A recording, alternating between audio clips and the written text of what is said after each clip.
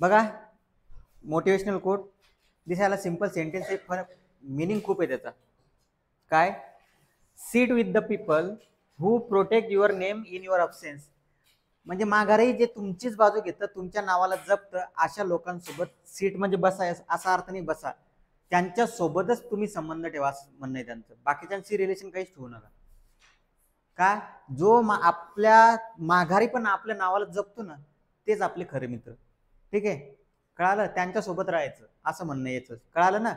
नाहीतर मग चांगले बोलणारे तर समोरून तर पण गाव असतं. ठीक आहे, बाकी तर तुम्हाला सांगायची गरज नाही. आता या इमेज मध्ये पुन्हा एक गोष्ट ऑब्झर्व करा, तिघच जण आहे. किती जण आहे? तिघ. पूर्ण कळप आहे का? नाही. त्याच्यामुळं आपल्या लाईफ मध्ये पूर्ण कळपाची गरज नाही आपल्याला. 2-3 जण फिक्स, एक जण जरी असला की जो आपल्या एका आवाजासाठी तयार होईल असा मित्र ठेवायचे. कळालं का? बरं भक्कम पूर्ण एसटी भरायची नाही. समजलं ना?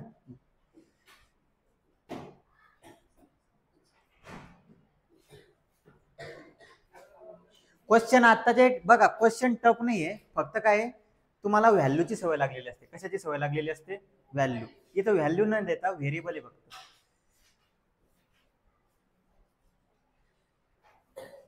11 नंबरचा क्वेश्चन. ठीक आहे, जमलं तर करा, नाहीतर मग ऑर क्वेश्चन मध्ये ठेवावं लागेल एखादा. ठीक आहे. 11 नंबरचा क्वेश्चन बघा. आता काय दिलेलं आहे, जे दिलेलं आहे ते लिहून ठेवा. काय दिलेलं आहे? Here in an AP first टर्मला काय म्हणतो आपण? T1. त्यालाच काय म्हणतो? ए इज इक्वल टू काय? First term is a. पहिली टर्म पण एच आहे तर एच राहू द्या. ठीक आहे, जे गोष्टी दिलेले. Second term is B. Second term B. Second term काय आहे तुमची? B. Second term is B. ठीक आहे, लास्ट टर्म तुमची टीएन म्हणतो आपण त्याला. काय म्हणतो? T N is equal to. आता इथून कॉमन डिफरन्स काय येईल? मग कॉमन डिफरन्स बघा, याला तुम्ही T2 पण म्हणू शकता. Second term T2 is equal to B. Common difference काय येईल? T2 minus T1. Common difference D is equal to मग तुमचं बी मायनस ए. ठीक आहे, आतापर्यंत आपल्याला पहिली टर्म नंबरच्या फॉर्म मध्ये होती, लास्ट टर्म नंबरच्या फॉर्म मध्ये होती, कॉमन डिफरन्स नंबरच्या फॉर्म मध्ये होते. इथे फक्त काही नंबरच्या फॉर्म मध्ये नाही, बस तेवढाच फरक आहे. बाकी क्वेश्चन सिंपल आहे. आता इफ द फर्स्ट टर्म, आता त्यांचं म्हणणं काय आहे? जेवढ्या टर्म आहे त्या टर्मची बेरीज एवढी दाखवा. किती दाखवा? एवढी. तो नंतरचा विषय. आता किती टर्म आहे? किती आहे माहिती आहे का? नाही. मग त्याच्यासाठी कोणता फॉर्म्युला? nth term. कोणता? nth term.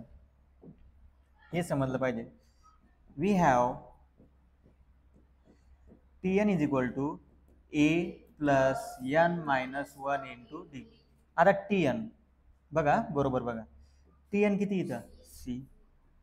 ए ची किंमत काय? ए चे n minus 1 as it is. D ची किंमत काय? बी मायनस ए. ठीक आहे, सिंपल आहे. बघा आता हा ए इकडे पाठवा, सी मायनस ए. बघा तुम्हाला भेटून गेलं डायरेक्ट. इथे भेटेल कुठेतरी सी मायनस ए, कळून जाईल तुम्हाला नंतर. आणि इकडे काय उरेल? n मायनस 1 इंटू बी मायनस ए. आता हे बी मायनस ए अपॉन मध्ये जाऊ द्या. बघा म्हणजे n minus 1 as it is ठेवलं आपण. इकडे काय उरलेलं आहे? सी मायनस ए. हा बी मायनस ए कुठे जाईल? अपॉन मध्ये जाईल. बी मायनस ए. आपल्याला n पाहिजे. कोण पाहिजे? n. मग n इज इक्वल टू काय येईल? बघा, n इज इक्वल टू येईल सी मायनस ए अपॉन मध्ये बी मायनस ए. सोपं या, लक्ष फक्त विचारित नका होते, लक्ष. बी मायनस ए हा 1 तिकडे गेल्यानंतर काय झाला? प्लस. काय झाला? प्लस. आता इकडे बघा, एक्स अपॉन वाय असला तर काय करणार? वाय ने काय करणार? Multiply. X plus y upon Y. Same concept वापरा. बी मायनस ए तिकडे मल्टिप्लाय करा. म्हणजे इकडे बघा, बरोबर n इज इक्वल टू काय येईल? हा बघून घ्या, x upon Y, Y into 1 म्हणजे बी मायनस ए इंटू 1. सी मायनस ए प्लस सी बरं, तो ब्रॅकेट नाही, ते ब्रॅकेट आणि ते सारखेच दिसेल तुम्हाला. C minus A plus B minus a, b minus a आणि आपण मध्ये काय उरलं बी मायनस ए. जे सॉल्व होतं ते सॉल्व करा.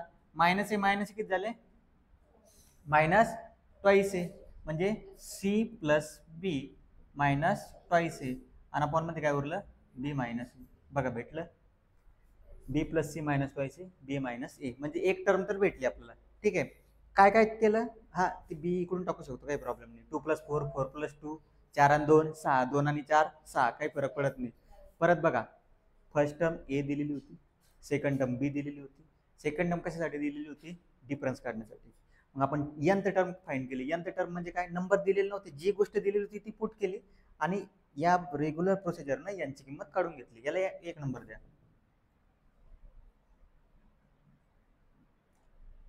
याला एक नंबर द्या. ठीक आहे, आता for sum of n term, ठीक आहे सम ऑफ n टर्म काय फॉर्म्युला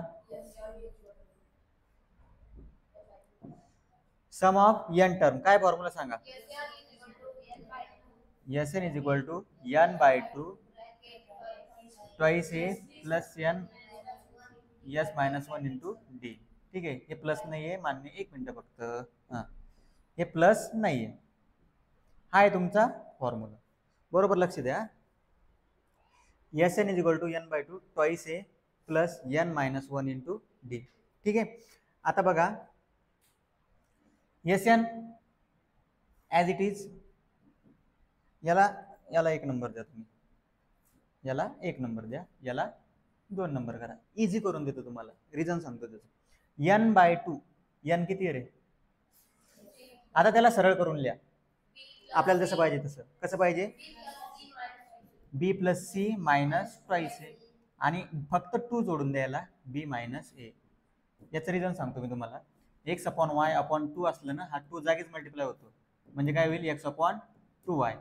म्हणजे हा n/2 आहे ना, तर हा 2 कुठं मल्टिप्लाय झाला याला डिनॉमिनेटरला जागीच मल्टिप्लाय झाला. समजलं का काही चेंज, समजलं काय कन्सेप्ट.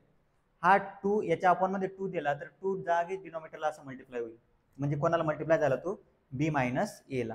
यांची किंमत आपण यांची किंमत ठेवली, कोणाची किंमत ठेवली यांची किंमत बघून घ्या, लक्ष ठेवा बरोबर. यांची किंमत ही आहे ती ॲज इट इज यांच्या ठिकाणी ठेवली, पण अपॉन मध्ये कोण होता 2. 2 काय झाला फक्त त्याला मल्टिप्लाय कोणाला डिनॉमिनेटरला. कळालं. आता twice A as it is राहू द्या plus twice A as it is राहू द्या प्लस n-1 ची किंमत किती आहे कळालं का. काही चेंज करायची गरज पडली का नाही. बघा याला इथं याच्या समोर लिहा तुम्ही फ्रॉम किती नंबर वरून 2. आता n-1 ची किंमत ॲज इट इज ठेवायची आपल्याला c minus a upon b minus a आणि डी ची किंमत किती आहे b minus a, b minus a from 1, याला from 1 b minus a cancel. कळालं b minus a cancel. Sn is equal to b plus c minus twice a upon 2 in bracket b minus a. इकडे काय उरेल twice A plus c minus a. ठीक आहे, कळालं. सोपं आहे. आता थोडं उरलं. आता बघा ट्वाइस ए मायनस ए किती होईल रे ए, किती होईल ए. म्हणजे Sn इज इक्वल टू काय येईल मग तुमचं.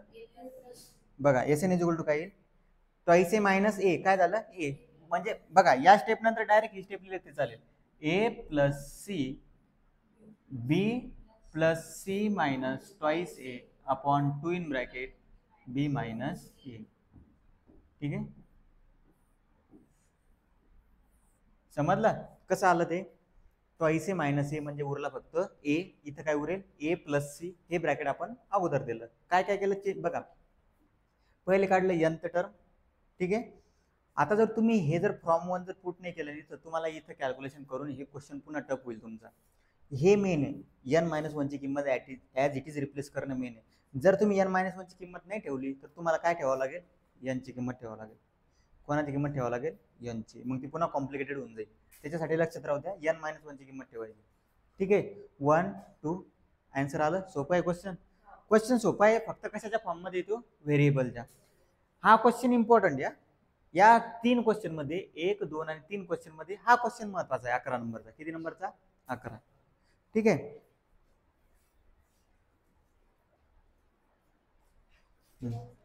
याला इथं किंमत टाकली आपण तर ते फ्रॉम 1 and 2 करा, काही प्रॉब्लेम नाही. फ्रॉम 1 and 2 कुठून कुठून चेंज केला आपण? 1 वरून हा, सॉरी 1 वरून हा चेंज केला आणि 2 वरून हा चेंज केला. ठीक आहे. नेक्स्ट क्वेश्चन काही अवघड नाही रे.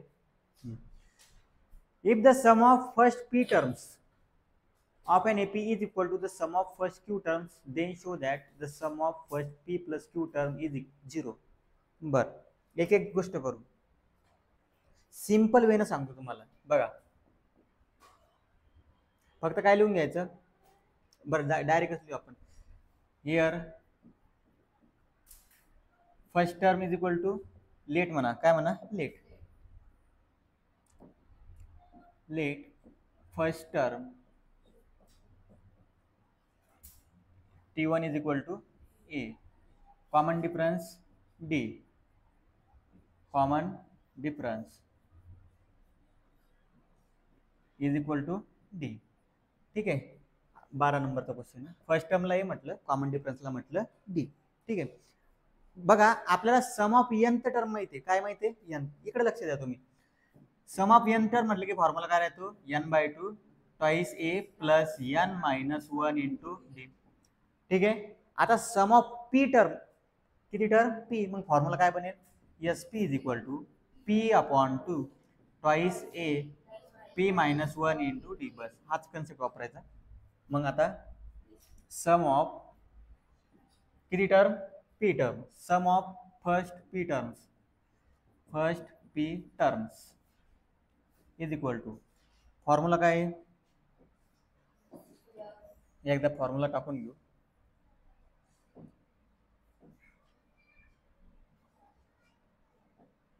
वी नो दॅट, हे सर्व क्वेश्चन 4 मार्क्सचे, तिन्हीच्या तिन्ही. We know that Sn is equal to काय असतं? n/2 plus twice A plus n minus 1 into D. लक्ष ठेवा, फक्त अवघड नाही इथे. फक्त काय आहे रे, याच्यात नंबर्स नाही, p term. Sum of first p term SP is equal to काय होईल? p/2 twice A plus into D. ठीक आहे. त्याच्यानंतर काय म्हटलेलं आहे? Sum of first q terms. Now sum of first q terms, इथं p terms, first q term. जसं q ला रिप्लेस केलं आपण तसं SQ, हां, q मायनस 1 इंटू. ठीक आहे. जसं चालू आहे तसं चालू द्यायचं रेग्युलरली. त्याच्यानंतर पुढे काय म्हणणं आहे? Sum of first p terms is equal to sum of q term. म्हणजे ह्या दोन काय equal, but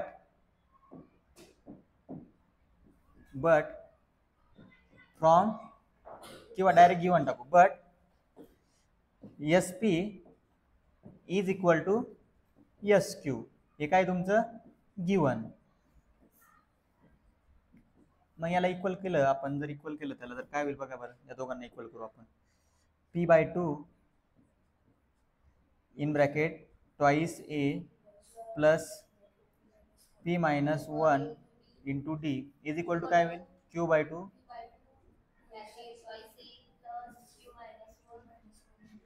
q minus 1 into D. काय plus q minus 1 into D. ठीक आहे. आता 2 2 कॅन्सल, का? दोन्ही ठिकाणी येते. काय येते? दोन्ही ठिकाणी. ठीक आहे. याला जर सॉल्व्ह केलं आपण तर कसं सॉल्व्ह होईल आता बघा बरं.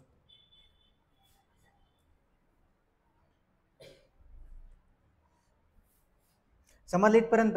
आता याला मल्टिप्लाय करा, p न मल्टिप्लाय करा त्याला. ट्वाइस A p प्लस या एक मिनिट अगोदर आतलं मल्टिप्लिकेशन करून घ्यावं लागेल आपल्याला. डी न मल्टिप्लाय करून घे एकदा.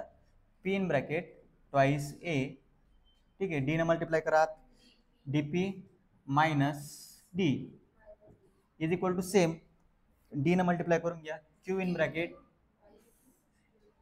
क्वेश्चन समजला ना तुम्हाला? त्याला राहू द्या साईडला सध्या. Q in bracket twice A D Q minus D. समजून घ्या.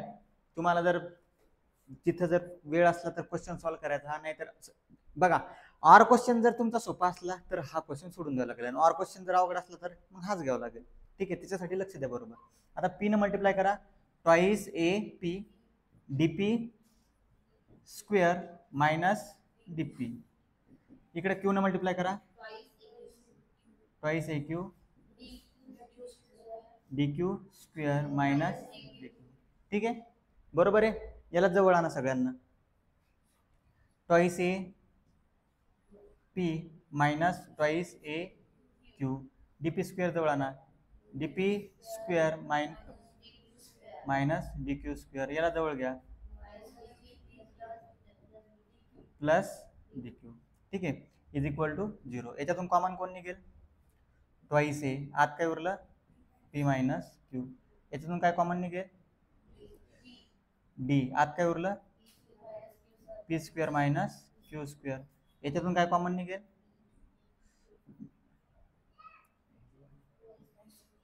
याच्यातून जर मायनस डी कॉमन निघाला आपण तर काय उरेल? P minus Q is equal to 0. बघा काय काय कॉमन काढलं आपण, सोडवावंच लागेल. बघा याच्यात दुसरा ऑप्शन नाही काही. ठीक आहे, काय झालं रे? अवघड आहे का? असू द्या, काही प्रॉब्लेम नाही.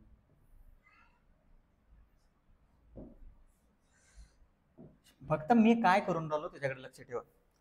एस पी एस क्यू दोघाला इक्वल केलं, 2 2 कॅन्सल केलं, डी न मल्टिप्लाय नंतर पी न मल्टिप्लाय केलं, नंतर सगळे टर्म काय घेतले जवळ. काय सारखं आहे? ट्वाईस ए सारखं आहे. इकडे काय सारखं आहे? डी सारखं आहे. इकडे काय सारखं आहे? डी. मायनस डी कॉमन घेत. आता बघा पी मायनस क्यू, इकडे लक्ष द्या. पी मायनस क्यू इथं पण काय आहे? P minus q. इथं पी मायनस क्यू कॉमन घेऊन आपण जर डिवाइड केलं, dividing by P minus q. कशानं? Dividing by P minus q. मग काय उरेल इकडे? फक्त ट्वाईस ए. इकडे काय उरलं? D in bracket P plus q. काय उरेल? P plus q. कसं उरेल सांगा बरं? कारण हा फॉर्म्युला कोणाचा आहे? A square minus b square. A square minus b square is equal to काय असतं? A plus b a minus b. म्हणजे काय केलं आपण इथं? पी प्लस क्यू आणि पी मायनस क्यू होतं, तर आपण मध्ये काय उरलं मग? P minus q. बघा समजून नाही राहिलं का? एक स्टेप टाका मग, काही प्रॉब्लेम नाही. एका स्टेपनं कळून जाईल तुम्हाला. Twice a p minus Q D in bracket याला वेगळं करा. मग काय होईल वेगळे? P plus Q P minus Q. कोणत्या फॉर्म्युलानुसार? या. म्हणजे एक स्टेप शिल्लक टाकली. डी इज इक्वल टू काय होईल? Sorry, D in bracket P minus Q is equal to 0. आता करा dividing by P minus Q. आता इथं काय उरेल? Twice A. इथं काय उरेल? D in bracket P plus Q आणि इकडे काय उरेल? Minus D is equal to 0. इथपर्यंत काही डाऊट आता? समजलं? या दोन मधून काय कॉमन घेऊ शकतो रे? डी कॉमन घेऊ शकतो. म्हणजे काय उरेल? D in bracket P plus Q आणि इकडे काय उरेल? -1 इज इक्वल टू 0. बघा इथून कोण कॉमन घेतला? डी. इथून कोण कॉमन घेतला? डी. इथून डी कॉमन घेतला तर काय उरलं? फक्त पी प्लस क्यू. इथून डी कॉमन घेतला तर उरला -1. याला द्या 1 नंबर. आतून नंबर नाही दिला ना आपण, याला द्या 1 नंबर. ठीक आहे, समजलं इथपर्यंत? काही डाऊट कोणाला? आता पुढे म्हटलेलं त्यांनी, पुढे काय म्हटलेलं बघा, sum of first P plus Q term. काय म्हटलेलं आहे? Sum of first P plus Q term.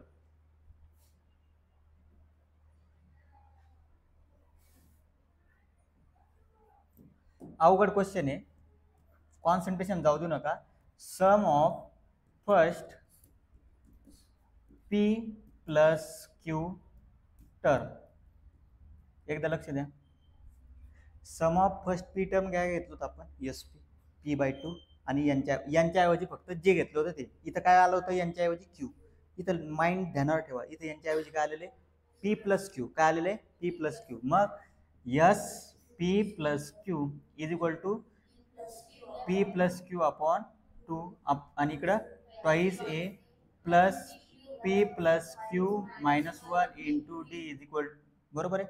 याला कुठं पाहिलं तुम्ही आत्ता, या ब्रॅकेटला कुठं बघितलं आत्ता, twice a P plus q minus 1 into D 1, कुठं बघितलं 1. मग फ्रॉम 1 and 2 खाली, किंवा डायरेक्ट 1 and 2 केल्यापेक्षा डायरेक्टच टाकू,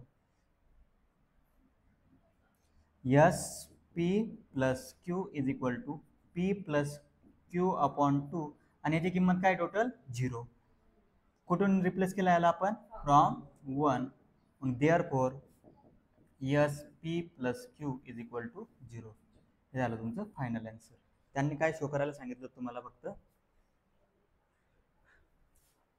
then show that sum of its first P plus Q terms is 0.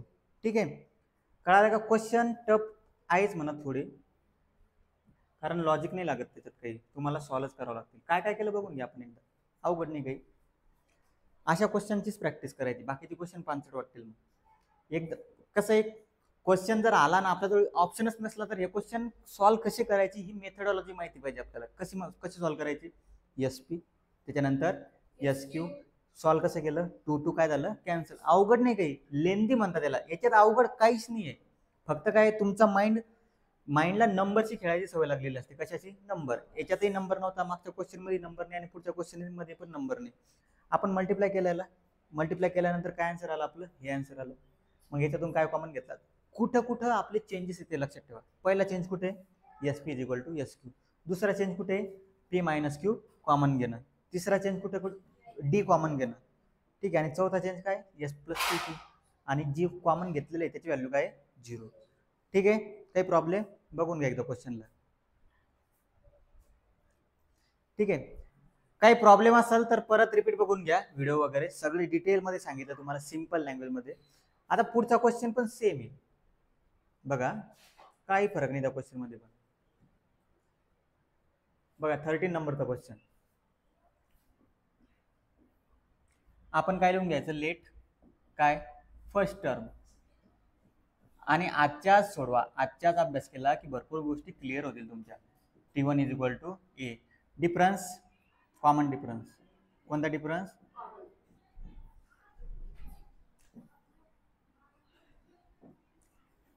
Common difference. Common difference is equal to d. ठीक आहे, एक मिनिट. कॉमन डिफरन्स काय तुमचा डी. काय म्हटलेलं आहे त्याच्याकडे लक्ष द्यायचं बघा. यम टाइम यमथ टर्म, कोणती टर्म, यमथ. मग आपल्याकडे फॉर्म्युला कोणता आहे बघा, वी हॅव, हा सम. बघा हा क्वेश्चन आहे समचा, हा क्वेश्चन कशाचा आहे, टर्मचा. दोन्ही क्वेश्चन सारखेच आहे, सेम. जसं आपण त्याला रिप्लेस केलं तसं याला इथे रिप्लेस करणे, 0 दाखवणे. फक्त हा कोणत्या फॉर्म्युल्यावरती, समच्या फॉर्म्युल्यावरती, आणि हा टर्मच्या. ठीक आहे, टीएनच्या. मग we have T N is equal to A plus N minus 1 into D. ठीक आहे, now M time Mth term, कोणती, Mth term is equal to काय होईल मग, M in bracket T M. काय होईल, M in bracket T M. M times M, ते काय, यम टाइम यम, म्हणजे यम न मल्टिप्लिकेशन करायचं. ठीक आहे, मग यम न इकडे पण मल्टिप्लाय करा, फॉर्म्युला तोच, ए ॲज इट इज. यमच्या ऐवजी काय आलेलं आहे बघा, हा यम शिल्लकचा जोडलेला आहे, ते यमला साईडला थोडं म्हणजे ठेवा, सध्या साईडला काढून टाका. हा यम काय करायचा फक्त आपल्याला जोडायचा आहे. या यमला साईडला काढून टाका, मग काय उरलं फक्त टी एम. टी एम म्हणजे टी एनच्या फॉर्म्युल्यात काय असतं, a plus N minus 1 into d. T एमच्या फॉर्म्युल्यात काय येईल मग, a plus m minus 1 into. ठीक आहे, याला 1 नंबर द्या. काही प्रॉब्लेम इथपर्यंत समजलं, किंवा एम न मल्टिप्लाय करून घ्या इथंच, म्हणजे आपल्याला परत परत मल्टिप्लाय करण्याची गरज पडणार नाही. हां, जसं आपण याला मागच्या क्वेश्चन मध्ये केलं ना, तसं डी न मल्टिप्लाय करा, काय होईल, डी एम मायनस डी. ठीक आहे, एम न मल्टिप्लाय करून घ्या, A M D M square minus D M, याला द्या 1 नंबर. ठीक आहे, समजलं. आता तुम्ही याच्या शॉर्टकटही वापरू शकता. कसं, सिमिलरली, कोणता शब्द वापरायचा, similarly N time nth term, shortcut सांगून राहिलो तुम्हाला, आणि मार्क्स मिळणार असं सोडवलं तरी मार्क्स मिळणार. सिमिलरली शब्दाचा अर्थ तोच आहे. सिमिलरलीचं स्पेलिंग चुकलं रे, बघून घ्या तुम्ही काय आहे बरोबर. डबल एल इकडे एल वाय वाटतं, नाही इकडे या सिंगल एल आहे. सिमिलरली सिमिलरली असं येते. Similarly n time nth term, हे कसं काढलं बघून घ्या. हे कसं काढलं आपण, एम टी एम असं काढलं ना. डायरेक्ट तुम्ही एन टी एम टाकू शकता. N t n is equal to काय येईल मग, a n plus d n square minus D n. Similarly या शब्दाने एवढा फरक पडला. Similarly N time nth term, m a n d M square minus D m, तर काय झालं मायनस डी एम. आता फ्रॉम गिवन कंडिशन, ठीक आहे, याला सध्या साईडला ठेवू आपण. हां, फ्रॉम गिवन किंवा डायरेक्ट का टाका, जसं मागच्या त्यात टाकलं होतं. काय टाकलं होतं आपण, now M time mth term is equal to n time nth term, काय आहे गिवन. आता मागचा क्वेश्चन आठवा बरं. मागच्या क्वेश्चन मध्ये काय होतं, s P is equal to S q. इथं काय आलेलं आहे, m time t m is equal to n time t m. मग फ्रॉम 1 and 2, फ्रॉम 1 and 2, हा बरोबर आहे. M plus d M square minus D m is equal to n d n. बर, n plus d n square minus D m. पुन्हा याला काय घ्या, जवळ घ्या. एमच्या जवळ कोण येईल, हा डीएम लिहिलं का, लक्ष ठेवा, असं मिस्टेक होईल एखाद्या. डीएन. आता एमच्या जवळ कोण येईल, एन. इकडे आल्यावर काय झाला तो minus, plus D M square, D M square minus D N square minus D M plus D N is equal to 0. याच्यातून कोण कॉमन निघेल रे, ए. आत काय उरला, एम मायनस एन. याच्यातून कोण डी, आत काय उरला बघा. आता इथं एका स्टेप मध्ये 2 स्टेप करून देतो तुम्हाला. M square minus N square आहे ना, तर तुम्ही काय लिहायचं, M plus N M minus N. म्हणजे बघा काय काय केलं, कॉमन पण घेतला आणि ए स्क्वेअर बी स्क्वेअरचा फॉर्म्युला पण वापरला. म्हणजे डी कॉमन घेतल्यावर काय उरेल, M square minus N square. तिथं 2 आपण फॉर्म्युला वापरला ए स्क्वेअर मायनस बी स्क्वेअरचा. इथं मायनस, हा प्लस येणार, इकडे आल्यावर प्लस होईल ना, minus D N. Minus D N इकडे आल्यावर काय होईल, प्लस. मायनस डी कॉमन घेतल्यावर आत काय उरेल, M minus N is equal to 0. लक्षात राहू द्या. इथं आपल्याला पी मायनस क्यू कॅन्सल करायचा होता. कोण कॅन्सल करायचं होतं, पी मायनस क्यू. म्हणजे प्रत्येक ठिकाणी P minus Q P minus Q P minus Q असलाच पाहिजे. आपल्याला इथं कोण कॅन्सल करणं आहे, M minus N M minus N M minus N M minus N असलाच पाहिजे, तेव्हाच काय होईल कॅन्सल. मग dividing by M minus N. इथं उरला तुमचा ए, इथे उरेल D in bracket M plus N minus D is equal to 0. या दोघांमधून परत D common, as it is question repeat वाटून राहिला का नाही सांगा. M plus N minus 1 is equal to 0. याला द्या 3 नंबर. आता now M plus nth term, हे कुठून आलं, एन इकडं, हा M plus nth term, M plus nth term, ठीक आहे. M plus nth term, M plus nth term. मग काय होईल ते, T M plus N is equal to A plus bracket मध्ये काय येईल, M plus N minus 1 into d. आणि a plus m minus 1 into d ची किंमत काय काढलेली आपण, 0. T M plus N is equal to 0. कुठून, फ्रॉम 3. ठीक आहे. फक्त दोन्ही याच्यात एक गोष्ट करा. या क्वेश्चन मध्ये पण काय करा, हे असं लिहून टाका, सम ऑफ देअरफॉर, काय लिहाल, therefore sum of its first P plus Q term is 0. आणि या क्वेश्चन मध्ये काय लिहाल मग, M plus N term of the AP is 0. Final answer, कोणता आन्सर, फायनल. ठीक आहे. आता थोडंफार कळालं असेल ना, दोन्ही क्वेश्चन लॉजिकल झाले तर ठीक आहे. बघा परत व्हिडिओ बघून घ्या, काही प्रॉब्लेम नाही. आता लास्ट क्वेश्चन हा तुम्हाला सोडवायचा आहे, एकदम पानसट. आता हे एवढा हाय लेवल क्वेश्चन आहे ना, हा क्वेश्चन बघा किती पानसट आहे. बघा सिंपल इंटरेस्ट आहे, इकडे लक्ष द्या. हे सगळं सोडून द्या. 1,000 इन्व्हेस्ट केले, किती पर्सेंट ना, 10%. 1,000 चे 10% किती झाले? 1,000 100 रुपये. 10% किती झाले? 100 रुपये. पहिल्या वर्षी 100, दुसऱ्या वर्षी, तिसऱ्या वर्षी 30. बघा इंटरेस्ट आफ्टर 1 इयर इथे येईल तुमचं 100. ठीक आहे, बघून घ्या. सोपा एकदम पानसट क्वेश्चन आहे. किती येईल इथं? 100. दुसऱ्या वर्षी किती येईल? 200. तिसऱ्या वर्षी किती आलं? 300. मग interest according to this simple interest after 4 year 400, 500, 600. काही प्रॉब्लेम नाही. मग आता डी डिफरन्स किती जाईल सगळ्यामध्ये? 100चा डिफरन्स आहे 100चा. ए किती आहे? पहिलं 100. बस याच्या किमती टाका. T20 ही किंमत आहे 100, ही किंमत आहे 100. आता बघा 20 वजा 1, 19 गुणिला 100, 1900. 1900 मध्ये 100 टाकले तर 2000. किती होते?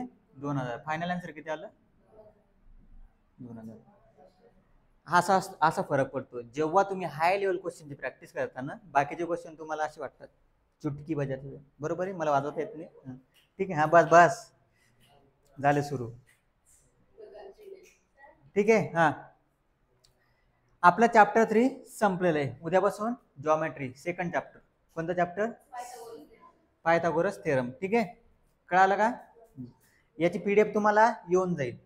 ठीक आहे. काही प्रॉब्लेम असला व्हिडिओ रिपीट मोड मध्ये बघा. क्वेश्चन सगळे झालेले आपले.